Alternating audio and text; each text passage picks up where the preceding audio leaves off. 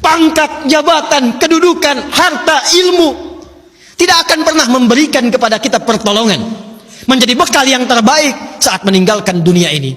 Karena itulah Nabi mengingatkan, setiap tempat punya bekalnya masing-masing. Anda dari Indonesia ke Malaysia, apa dipikir semua yang di Indonesia bisa berlaku di Malaysia? Tidak. Anda dari Indonesia ke Amerika, apakah uang yang berlaku di Indonesia laku di Amerika? Tidak. Belum tentu bisa digunakan. Mas sekarang kita dari dunia akan berpindah ke alam selain dunia. Apakah akan menggunakan bekal dunia? Kata Allah, tidak. Bekal yang dibawa saat berpulang dan kita katakan meninggal dunia itu hanya satu, yaitu amal saleh. Di dalam Al-Quran tidak disebutkan amal saleh kecuali dengan kalimat zikrullah. Zikir. Zikir. Zikir. Zikir adalah nama lain dari amal saleh. Sekaligus secara bahasa juga peringat. Seakan Allah ingin mengatakan, hei, ingat kamu akan wafat. Ingat kamu akan meninggal. Sekarang pangkatnya tinggi, hartanya banyak, ilmunya luas. Saat pulang ingat, saat meninggal dibawa tidak itu. Pakaian cuma 2 helai kain kafan, tidak ada kantongnya. Dibawa ke alam kubur dunia tidak ada yang ikut. Zikir, ingat. Eling, ingat kata Allah. Yang hanya bisa dibawa amal saleh. Karena itulah ketika Allah meminta kita menunaikan amal saleh, semua amalnya disebut dengan zikir. Bukankah kita diperintahkan menunaikan salat? Salat dalam Al-Quran disebut dengan zikir. Quran surah ke-20 Taha di ayat ke-14. Innani anallahu la ilaha illa ana fa'budni wa aqimis salata li dzikri.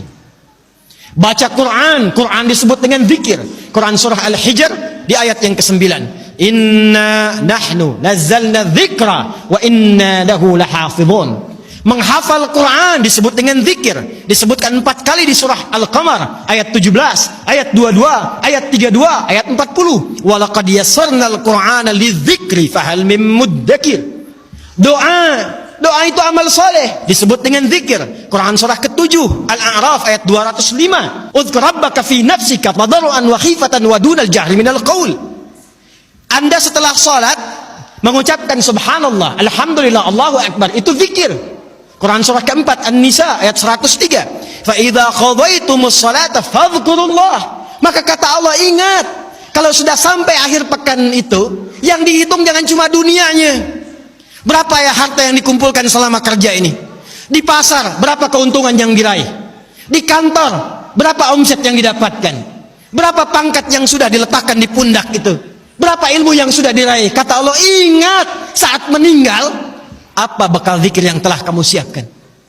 Bahkan jangan-jangan sampai sekarang pun, puluhan tahun kita hidup, untuk sholat pun belum mampu mengenal, mengetahui, memahami apa yang kita baca dalam sholat kita.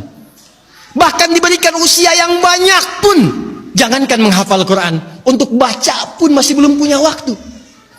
Hadirin, anak-anak sekarang, kami katakan kepada Anda, saya membimbing anak-anak penghafal Quran.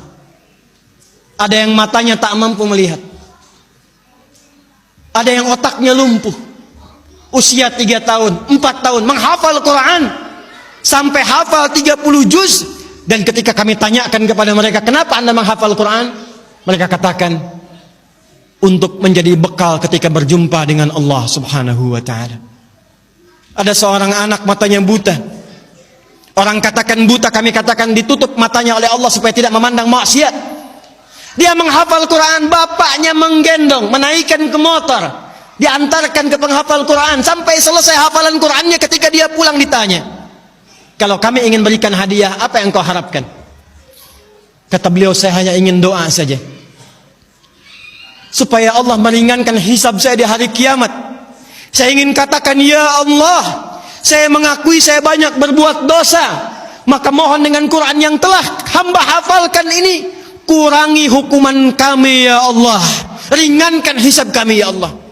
Anak kecil, matanya buta, belum baligh, belum berlaku hisab, menghafal Quran supaya minta hidupnya diringankan di hadapan Allah dari dosa-dosa yang mungkin dilakukan. Anda diberikan 40 tahun, 50 tahun, 60 tahun, kalau sampai detik ini mengharapkan surga Firdaus, tapi belum serius mencari bekal, maka dengan cara apa lagi dan berapa lama lagi Allah memberikan kesempatan kita untuk mendekat kepadanya? Karena itu insan beriman, bangun kekuatan, bangun silaturahim, jauhi sifat terpecah belah, jauhi polarisasi, satukan cinta di antara kita. Setelah itu tingkatkan ibadah kita, niatkan setiap pekerjaan kita untuk mendapatkan ridha Allah Subhanahu wa taala, dan setiap tempat yang kita pijak, pakaian yang kita kenakan, kelak semua akan bersaksi di hadapan Allah. Itulah ikhtiar dan ibadah kita.